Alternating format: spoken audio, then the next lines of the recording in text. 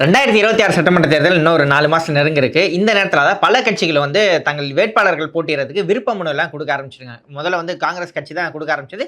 அதுக்கப்புறம் அதிமுக, அமமுக அப்படின்னு பல்வேறு கட்சிகளும் குடுக்க ஆரம்பிச்சுட்டாங்க. வேட்பாளர்களும் எங்க தொகுதியில நான் போட்டியிடணும் அப்படின்னு ரொம்ப விருப்பப்பட்டு அந்த விருப்ப மனு வாங்கியிருக்காங்க.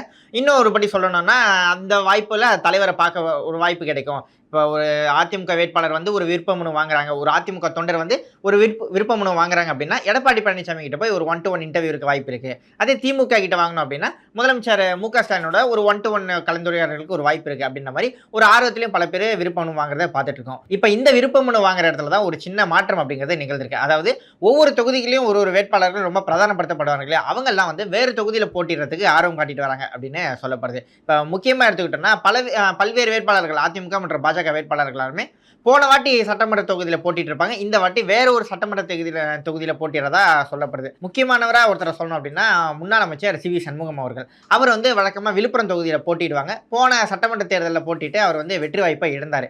அதற்கப்புறமா அவர் வந்து ராஜ்யசபா எம்பியும் ஆனாரு. ஆனா இந்த வாட்டி வந்து அவர் வந்து விழுப்புரம் தொகுதியிலிருந்து மயிலம் தொகுதிக்கு மாறுவாரு அப்படின்னு எதிர்பார்க்கப்படுது. அந்த விருப்ப மனுவையும் மயிலம் தொகுதிக்கு தான் அவர் வந்து விருப்ப மனு வாங்கி ஃபில் பண்ணி குடுத்திருக்காரு. அவரோட சொந்த கிராமமான ஔவையார் குப்பம் அப்படிங்கிறது மயிலம் தொகுதியில வருது. அதனால இந்த வாட்டி அவர் வந்து மயிலம் தொகுதிக்கு மாற்றப்படுவார் அப்படின்னு எதிர்பார்க்கப்படுது. அதே நேரத்துல அவர் எதிர்த்து போன வாட்டி வெற்றி பெற்ற லட்சுமணன் அவரும் கூட விழுப்புரம் தொகுதியில ரொம்பவே பிரதானப்படுத்தப்படுறாரு. அதாவது இந்த வாட்டி நல்ல கிரவுண்ட் ஒர்க் பண்ணியிருக்காரு. அதனால அவருக்கு வந்து வெற்றி வாய்ப்பு கொஞ்சம் கூடுதலா இருக்கு. அதனால சி.வி. சண்முகம் கண்டிப்பா தொகுதி மாறுவாரு அப்படிதான் எதிர்பார்க்கப்படுது. இந்த பட்டியல 2வதா இருக்கவர் தான் செல்லூர் ராஜு அவர்கள். இந்த வாட்டி மதுரை மேற்கு தொகுதியில போட்டியிட்டு எம்.எல்.ஏ. ஆனவர். அவர் வந்து இந்த வாட்டி Madurai north, Madurai west, Madurai south, Madurai central இந்த 4 தொகுதிகளுக்கும் விருப்ப மனு வாங்கி ஃபில் பண்ணி குடுத்திருக்காரு. அவர்கிட்ட கேட்கும்போது நான் 4 சட்டமன்ற தொகுதியிலயும் வேலை பார்க்க ஆரம்பிச்சிட்டேன். இந்த வாட்டி பொதுச் செயலாளர் எடப்பாடி பழனிசாமி வந்து எந்த தொகுதி எனக்கு குடுக்குறாரோ அந்த சட்டமன்ற தொகுதியில வந்து நான் போட்டியிட தயாரா இருக்கேன் அப்படின்ற மாரி சொல்லியிருக்காரு.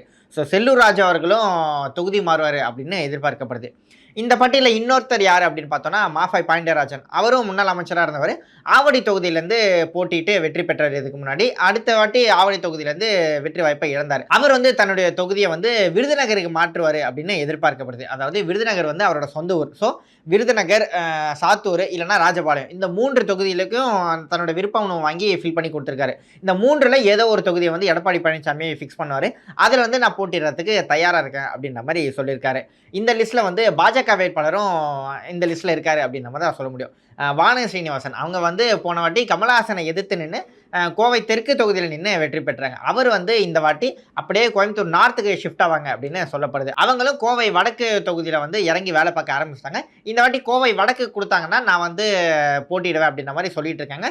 தொடர்ந்து பாஜக வேற எந்த தொகுதிக்கு குடுத்தாலும் நான் வந்து அதுல போட்டியிட்டு வெற்றி பெறுவேன் அப்படின்னு சொல்லியிருக்காங்க. இறுதி முடிவு அப்படிங்கிறது பாஜகவோட தலைமை தான் எடுப்பாங்க அப்படின்ற மாரியும் சேர்த்து சொல்லியிருக்காங்க. அவங்க வந்து கோவை நார்த்துக்கு போயிட்டாங்க அப்படின்னா இந்த வாட்டி போட்டியிட்டு வெற்றி பெற்றாங்க இல்லையா அம்மன் அர்ஜுனன் அவர்கள் கோவை நார்த்தோட எம்.எல்.ஏ. அவங்க வந்து அப்படியே கோவை சவுத்துக்கு வருவாங்க அப்படின்னு எதிர்பார்க்கப்படுது.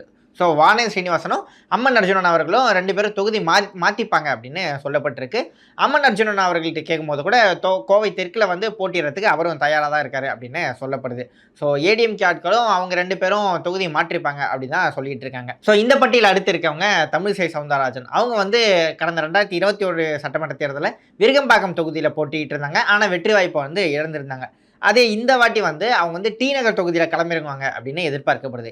சென்னை சவுத்துல இருந்து போட்டியிடுறதுக்கு அந்த 6 சட்டமன்ற தொகுதியிலும் வந்து பாஜகவோட அந்த ஓட் பர்சன்டேஜ் அப்படிங்கிறது அதிகமா இருக்கு. இந்த 6 சட்டமன்ற தொகுதியில எங்க களமிறங்கினாலும் தமிழிசைக்கு ஒரு கணிசமான வாக்கு சதவீதம் விழும் அப்படிங்கிறது எதிர்பார்க்கப்படுது. அவங்களும் வந்து இந்த வாட்டி கண்டிப்பா வெற்றி பெறலாம் அப்படின்னு ஒரு உறுதியோட களமிறங்குறாங்க அப்படின்னு சொல்லப்படுது. அது மட்டும் இல்லாம டி நகர் தொகுதியில வந்து அவங்க அந்த எஸ்ஐஆர் பணிகள்லாம் மேற்கொண்டாங்க இல்லையா அந்த பணிகள் எல்லாத்தையும் ரொம்ப தீவிரமா பார்த்துட்டு இருந்தாங்க. அந்த எலக்டரல் ரோல பார்த்துட்டு இருந்தாங்க அப்படின்னு தகவல் கிடைக்குது. தமிழிசை சவுந்தரராஜனும் டி நகர் தொகுதியில களமிறங்கிறதுக்கு அதிக வாய்ப்புகள் இருக்கு அப்படின்னு சொல்லப்படுது. ஆனா டி நகர் தொகுதியை பொறுத்தவரை வினோத் பி செல்வம் அவரும் கூட அங்க இறங்கி தொகுதி வேலைகள்லாம் பார்த்துட்டு இருந்தாரு. கடந்த 5 வருடமாக இந்த டி நகருக்கு வினோத் பி செல்வம் அப்படின்னு ஒரு ஃபேஸா அவர் நிறைய கிரவுண்ட் ஒர்க்லாம் பண்ணதா சொல்லப்படுது.